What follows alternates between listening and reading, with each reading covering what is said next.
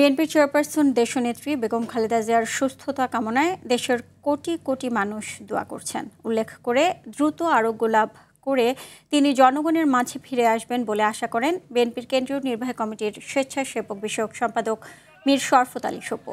দুপুরে মুন্সিগঞ্জের Srinagar college road এলাকায় বিএনপির ৩১ দফা কর্মসূচির লিফলেট বিতরণ এবং দোয়া মাহফিল শেষে সাংবাদিকদের সঙ্গে আলাপকালে তিনি এই মন্তব্য করেন। জেলা বিএনপির আহ্বায়ক সদস্য আওলাদ হোসেন উজ্জ্বল সহ স্থানীয় নেতা কর্মীরা এ সময় উপস্থিত ছিলেন।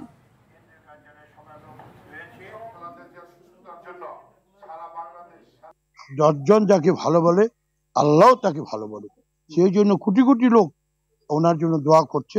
দেশনেত্রীর জন্য অবশ্যই আল্লাহ সেটা দোয়া শুনবেন এবং আমাদের মাঝে অবশ্যই উনি ফিরে আসবেন।